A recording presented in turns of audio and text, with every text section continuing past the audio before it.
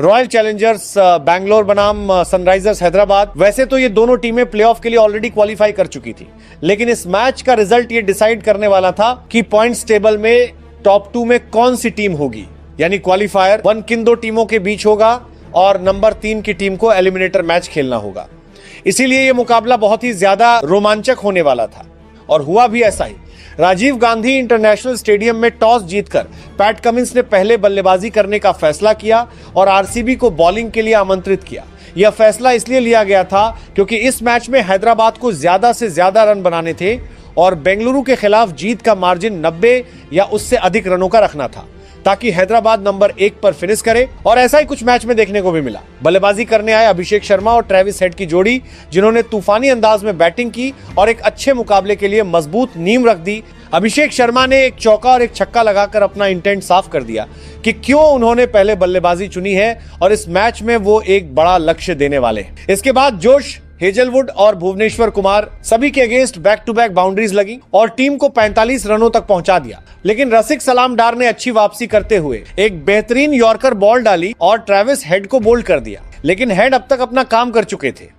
इसके बाद power play में 2 और बाउंड्रीज आईं और पावर प्ले में ही हैदराबाद की टीम एक विकेट के नुकसान पर 63 रनों तक पहुंच चुकी थी। इसके बाद फील्ड खुली और बॉलर्स को विकेट चटकने का मौका मिला, लेकिन अभिषेक शर्मा और ईशान किशन ने ऐसा नहीं होने दिया।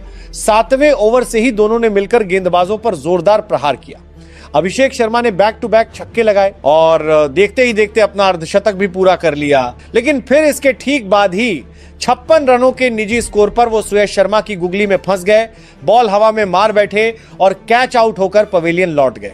लेकिन अब जो होने वाला था इसका अंदाजा ना तो किसी दर्शक को था और ना ही आरसीबी को, क्योंकि ईशान किशन और हेनरिक क्लासन के बीच एक धमाकेदार पार्टनरशिप देखने को मिलने वाली थी।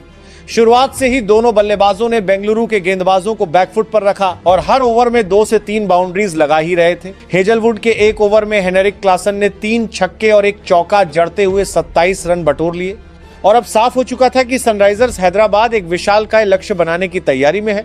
दूसरी तरफ ईशान किशन ने भी अपने हाथ खोले और अपना अर्धशतक पूरा कर लिया। इसके बाद भी आक्रामक रूप जारी रहा।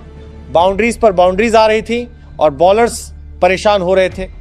रजत पाटीदार सोच विचार कर रहे थे कि किस बॉलर को लाएं, लेकिन क्लासन अपनी हाफ सेंचुरी पूरी कर चुके थे।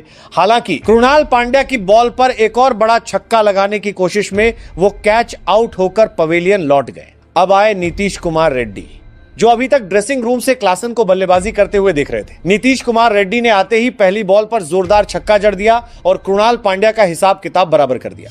अब डेथ ओवर्स में जहां बेंगलुरु को रन बचाने चाहिए थे, वहां ईशान किशन और नीतीश कुमार रेड्डी ने सिर्फ 18 गेंदों पर 45 रनों की तेज तर्रार साझेदारी की और सनराइजर्स हैदराबाद को 255 रनों के विशाल स्कोर तक लाकर खड़ा कर दिया। अब रॉयल चैलेंजर्स बेंगलुरु को इस मुकाबले को जीतने के लिए 256 रनों की जरूरत थी, लेकिन इस जीत से कहीं ज्यादा उन्हें इस मुकाबले को डीप ले जाने की जरूरत थी, क्योंकि अब यहां से इक्वेशन बिल्कुल साफ थी। फिलहाल पॉइंट्स टेबल में आरसीबी नंबर 1, गुजरात नंबर 2 और हैदराबाद नंबर 3 पर थी। लेकिन सनराइजर्स हैदराबाद को इस मुकाबले को 90 या उससे अधिक रनों से जीतना था, ताकि वे आरसीबी के नेट रन रेट को बीट करके पॉइंट्स टेबल में नंबर 1 का स्थान प्राप्त कर सकें।